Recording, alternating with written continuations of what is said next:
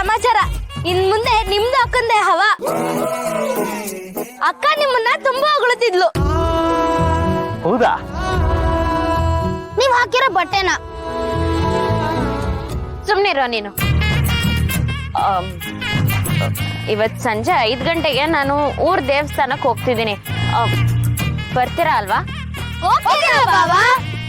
Double okay. Okay ಸರಿ. ದೇವಸ್ಥಾನಕ್ಕೆ ಬಿಳಿ ಬಟ್ಟೆನೇ ಹಾಕೊಂಡ್ ಬರ್ಬೇಕು. ಓಕೆನಾ ಬಾವಾ? Triple okay. ಓಕೆ ಸರಿ ಆಯ್ತು, ಬರ್ಲಾ? Not okay. Not okay. ಯಾಕೆ? ಯಾಕೆ ಬಾವಾ? ಇಲ್ಲೇ ಇರಕ್ ಹೇಳ್ರ. ಇಲ್ಲೇ ಇರ್ಬೇಕಂತೆ. ಅದೆಲ್ಲ ಆಗಲ್ಲ. ಸಂಜೆ ದೇವಸ್ಥಾನದಲ್ಲಿ ಕಾಯ್ತಿರ್ತೀನಿ.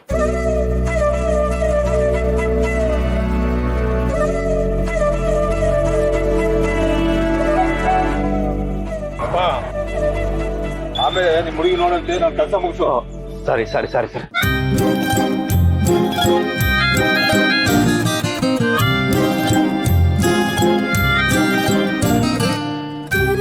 ಏಯ್, ಒಂದು ನಿಮಿಷ ಬಂದ್ರ ಇಲ್ಲಿ.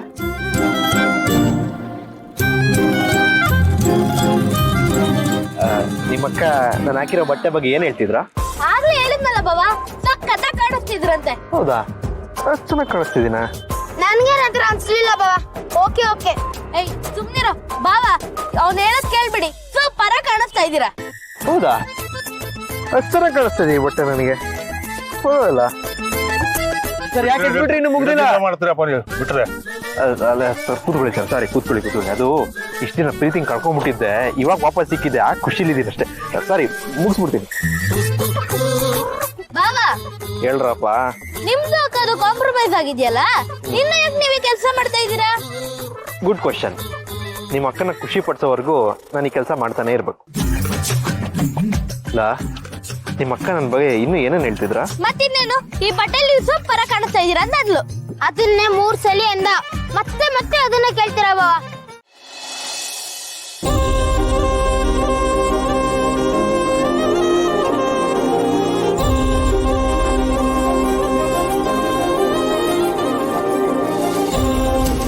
ಅಕ್ಕ, ಬಾವ ನೀನ್ ನೋಡಿದ ತಕ್ಷಣ ಕಳ್ದೋಗ್ಬಿಡ್ತಾರೆ. ಅದೇ ತರ ಅಕ್ಕನ ಬಾವ ನೋಡಿದ ತಕ್ಷಣ ಕಳ್ದೋಗ್ತಾಳೆ. ಸರಿ ಸರಿ, ಸುಮ್ನೆ ರೀ. ಹಸ್ಬೆಂಡ್ ಬರೋ ಹೊತ್ತಾಯ್ತು. ಅಕ್ಕ, ಬಾವ ಬಂದ್ರು.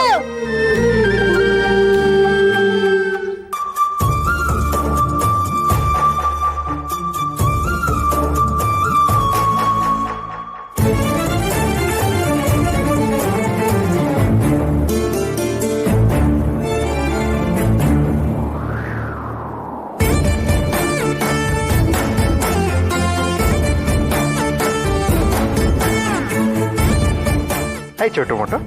ಹಾಯ್ ಬಾವಾ. ಹೆಂಗ್ ಕಾಣಿಸ್ತಿದ್ದೀನ್ರಾ? ಹೀರೋ ತರ ಕಾಣಿಸ್ತಾ ಇದ್ದೀರಾ. ನಾನು ಹೀರೋನೇ ಕಣ್ರ. ಹೌದಾ? ಹ್ಞೂ, ಬೇಕಾದ್ರೆ ನಿಮ್ಮ ಅಕ್ಕನೇ ಕೇಳು. ಹೌದಾ ಅಕ್ಕ? ಬರೀ ನೀವು ಹೊಗಳಿದ್ರೆ ಸಾಕಾಗಲ್ಲ ಕಣ್ರ, ನಿಮ್ಮ ಅಕ್ಕನೂ ಹೊಗಳಬೇಕಲ್ಲ. ಹೆಂಗ್ ಕಾಣಿಸ್ತಿದ್ದೀನಿ ಹೇಳಕ್ ಹೇಳ? ಹೇಳಕ್ಕ, ಬಾವ ಹೆಂಗ್ ಕಾಣಿಸ್ತಿದ್ದಾರೆ?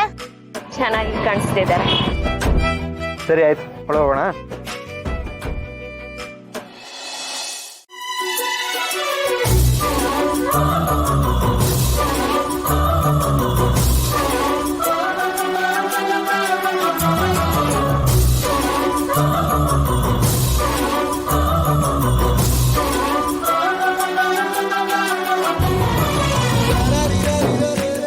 ಹಸ್ಬೆಂಡು, ನೀವು ಮಡ್ಲಲ್ಲಿ ಮಲಗಿ ಇನ್ನೊಮ್ಮೆ ಚಂದ್ರನ್ ನೋಡ್ಬೇಕು ಅಂತ ನಂಗೆ ಆಸೆ ಇತ್ತು. ಇವತ್ತು ಆ ಆಸೆನ ನೀವು ನೆರವೇರಿಸಿದ್ರಿ. ಹೆಣ್ಣಿನ ಮನ್ಸನ್ನ ಅರ್ಥ ಮಾಡ್ಕೊಂಡು ಅವಳ ಜೊತೆ ಹೊಂದ್ಕೊಂಡು ಹೋಗ್ತಾ ಅವಳ ಆಸೆಗಳನ್ನ ಈಡೇರಿಸೋನ ನಿಜವಾದ ಗಂಡ. ಹಾಗೆ ನೋಡಿದ್ರೆ ನನಗೂ ಯಾವತ್ತಾದ್ರೂ ಈ ರೀತಿ ಬಯಲಲ್ಲಿ ಕೂತಿದ್ದಾಗ ನಿಮಗೆ ಸುಂದರವಾದ ಹುಣ್ಮೆ ಚಂದ್ರನ್ ತೋರಿಸ್ಬೇಕು ಅಂತ ಆಸೆ ಇತ್ತು. ಅದು ಇವತ್ತು ಈಡೇರ್ತು. ಹುಡುಗರಿಗೂ ಕೆಲವೊಂದು ಆಸೆ ಕನಸುಗಳು ಇರುತ್ತೆ, ಆದ್ರೆ ಅದೇ ರೀತಿ ಆಸೆ ಕನಸುಗಳಿರೋ ಹುಡುಗಿ ಅವನಿಗೆ ಸಿಕ್ಕಾಗ ಅವ್ನು ನಿಜವಾಗ್ಲೂ ಅದೃಷ್ಟವಂತ.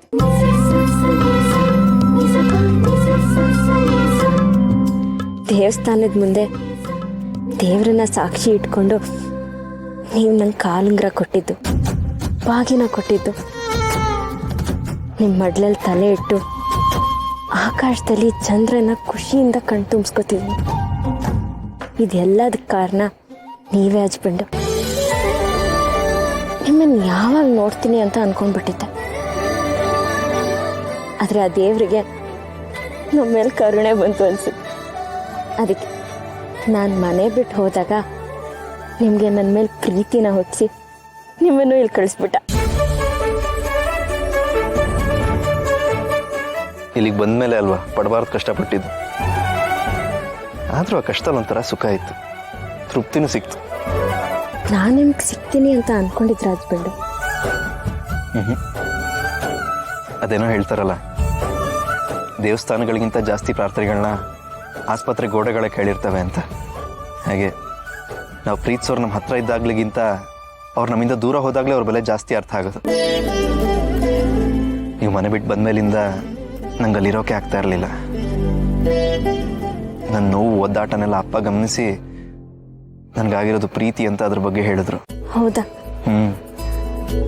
ಒಂಥರ ನಾನು ಅವಲೋಕನ ಮಾಡ್ಕೊಳಕ್ಕೆ ಶುರು ಮಾಡಿದೆ. ಆಗ ಅರ್ಥ ಆಯಿತು ನನಗೆ ನಿಜವಾಗ್ಲೂ ನಿಮ್ಮ ಮೇಲೆ ಪ್ರೀತಿ ಆಗಿದೆ ಅಂತ. ಅಂದ್ರೆ ನಮ್ಮ ಪ್ರೀತಿಯಲ್ಲಿ ಮಾವನ ಕಾಣಿಕೆ ದೊಡ್ಡದಿತ್ತು ಅಂತ ಆಯ್ತು. ಖಂಡಿತ. ಈಗ ನಾವಿಬ್ರು ಒಂದಾಗಿದ್ವಿ ಅನ್ನೋ ವಿಷಯ ಗೊತ್ತಾದ್ರೆ ಅದೆಷ್ಟು ಖುಷಿ ಪಡ್ತಾರೋ ಅಪ್ಪ. ಹಚ್ಕೊಂಡು ಮಾವನ್ ಈಗಲೇ ಫೋನ್ ಮಾಡಿ. ಇಷ್ಟೊತ್ತಲ್ಲಿ ಬೇಡ, ಹೇಗಿದ್ರು ಮನೆಗೆ ಹೋಗ್ತೀವಲ್ಲ, ಎಲ್ರಿಗೂ ಸರ್ಪ್ರೈಸ್ ಕೊಡೋಣ. ಸರಿ.